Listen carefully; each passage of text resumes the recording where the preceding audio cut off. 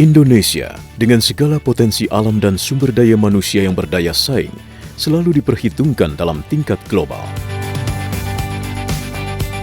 Inilah yang menjadi kunci pembangunan berkelanjutan di segala bidang, termasuk pembangunan kesehatan Indonesia. Hadirin yang berbahagia, hari ini kita dapat mengikuti puncak acara peringatan Hari Kesehatan Nasional ke-34 tahun 1998. Kepada segenap jajaran Departemen Kesehatan, penanganan masalah-masalah kesehatan masyarakat harus mendapatkan prioritas terutama di daerah-daerah terpencil.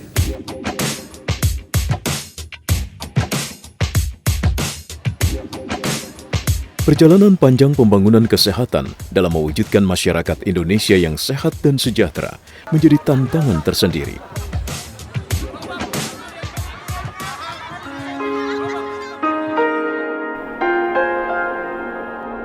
Perjalanan ini dimulai pada tahun 1950. Saat itu, ratusan ribu jiwa melayang akibat malaria. Pemerintah mencanangkan program pembasmian malaria KOPEM atau Komando Operasi Pemberantasan Malaria. Pembasmian malaria dilakukan secara massal ke rumah-rumah di seluruh Jawa, Bali, dan Lampung dengan penyemprotan simbolis dilakukan oleh Bung Karno pada 12 November 1959 di Desa Kalasan, 10 km sebelah timur kota Yogyakarta. Kegiatan tersebut juga diikuti dengan berbagai kegiatan penyuluhan kesehatan kepada masyarakat. 5 tahun kemudian, sekitar 63 juta penduduk Indonesia telah mendapat perlindungan dari penyakit malaria. Keberhasilan pemberantasan malaria ini diperingati sebagai Hari Kesehatan Nasional yang pertama pada tanggal 12 November 1964. Dan selama 5 dekade pembangunan kesehatan, telah banyak pencapaian dan tantangan kesehatan yang diraih, di antaranya keberhasilan dalam penanganan berbagai penyakit tidak menular seperti hipertensi, jantung, stroke, diabetes, dan ginjal. Selain itu, pemerintah juga berhasil menangani berbagai penyakit menular seperti malaria, HIV/AIDS, TB, cacar, polio, kusta, diare, dan flu burung. Namun kita tak hanya berhenti di sini. Dengan semangat baru, pemerintah tetap waspada terhadap berbagai tantangan penanggulangan kesehatan lain, di antaranya virus berbahaya seperti MERS-CoV dan Ebola yang kini melanda beberapa negara di dunia. Pemerintah sigap untuk menanganinya, seperti kesigapan pemerintah saat wabah flu burung melanda beberapa tahun yang lalu.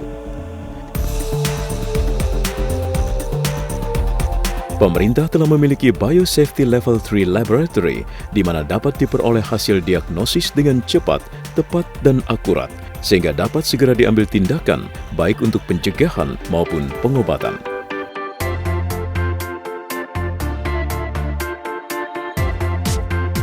Dari tahun ke tahun, pemerintah terus berkomitmen untuk menjaga dan mengendalikan berbagai penyakit menular, termasuk juga polio, yang semakin nyata dengan ditetapkannya tahun 2012 sebagai tahun intensifikasi imunisasi rutin melalui peran posyandu dalam pencegahan penyakit polio dan mempertinggi cakupan imunisasi pada bayi. Upaya pemerintah terbukti ampuh dalam mengendalikan bahkan menghilangkan penyakit polio di Indonesia, sehingga menjadi hal yang sangat membanggakan bagi kita semua bahwa pada tahun 2014 ini, Indonesia mendapatkan sertifikat bebas polio yang kedua dari WHO. Ini kali kedua Badan Kesehatan Dunia memberikan sertifikat setelah sebelumnya Indonesia telah dinyatakan bebas penyakit cacar pada tahun 1974. Selain penanganan penyakit, melalui Undang-Undang Kesehatan Nomor 36 Tahun 2009, sebagai payung besar beberapa kebijakan yang cukup monumental juga telah ditetapkan. Di antaranya adalah mewajibkan pemberian ASI eksklusif yang dikuatkan dalam Peraturan Pemerintah Nomor 33 Tahun 2012 yang diikuti dengan mewajibkan perkantoran dan fasilitas umum untuk membuat ruang menyusui.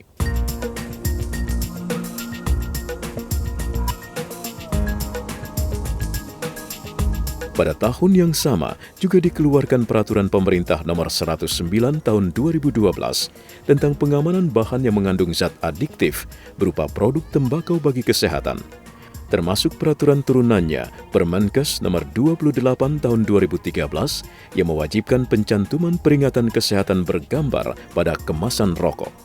Selain itu, Kementerian Kesehatan juga mengapresiasi peraturan-peraturan yang dikeluarkan instansi lain yang bermanfaat pada kesehatan masyarakat Indonesia, seperti Peraturan Menteri Keuangan Permenko Nomor 62 Tahun 2014 yang mensyaratkan industri rokok untuk mencantumkan peringatan kesehatan bergambar jika membeli pita cukai. Selanjutnya, telah diterbitkan Peraturan Pemerintah Nomor 61 Tahun 2014 tentang kesehatan reproduksi bagi perempuan agar terlindung hak setiap orang untuk memperoleh pelayanan kesehatan reproduksi yang aman, efektif, dan terjangkau.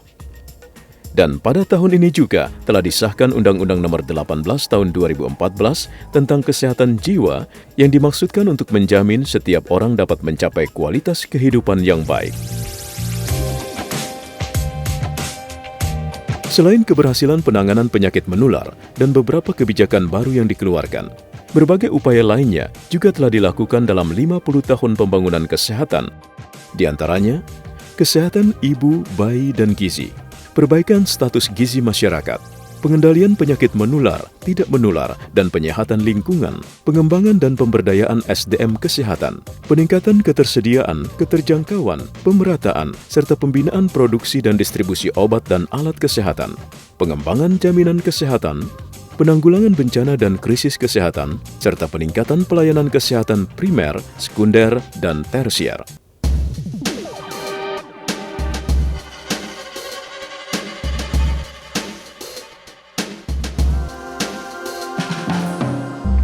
Pencapaian 50 tahun pembangunan kesehatan nasional selama ini tak lepas dari peran serta seluruh lapisan masyarakat. Dan melalui posyandu, posmades, ataupun kegiatan lain seperti desa siaga, warga berinisiatif dalam menjaga kesehatan di lingkungannya masing-masing. Dan ini bukti keberhasilan sinergi antara pemerintah dan masyarakat untuk menciptakan masyarakat yang sehat. Dan dalam penanganan kesehatan selanjutnya, kegiatan kesehatan yang dilakukan oleh Kementerian Kesehatan lebih berintegrasi, akuntabel, dan transparan, merujuk pada good government dan clean government. Ditandai dengan beberapa langkah yang telah dilakukan Kementerian Kesehatan, diantaranya kewajiban melaporkan LHKPN, menetapkan standar kinerja, penandatanganan komitmen mewujudkan tata kelola pemerintahan yang baik dan bersih, one-stop service untuk meningkatkan pelayanan publik, dan peningkatan pengawasan dan pembinaan aparatur termasuk bekerja sama dengan KPK pada beberapa aspek. Dan pada tahun 2013, Kementerian Kesehatan berhasil mencapai opini wajar tanpa pengecualian atau WTP dari BPK terhadap laporan keuangan Kementerian Kesehatan tahun anggaran 2013. Berkat pelaksanaan pembangunan kesehatan yang berkesinambungan selama beberapa dasawarsa, derajat kesehatan masyarakat Indonesia meningkat dan diharapkan dapat terus meningkat melalui sejumlah program jaminan kesehatan yang telah berjalan. Menyusul Kartu Indonesia Sehat atau KIS dengan jangkauan yang lebih luas mencapai masyarakat miskin dan penyandang masalah kesejahteraan sosial. Kartu ini secara resmi telah diluncurkan pada 3 November 2014. Namun tidak dapat dipungkiri, masih terdapat kesenjangan bidang kesehatan, sosial, dan ekonomi yang menjadi tantangan pembangunan kesehatan Indonesia ke depannya yang semakin kompleks seiring berjalannya waktu dan pembangunan nasional di segala bidang. Disinilah kita masih harus bekerja keras, bekerja cerdas, ikhlas, dan tuntas untuk mencapai sasaran-sasaran pembangunan kesehatan di era Indonesia mendatang.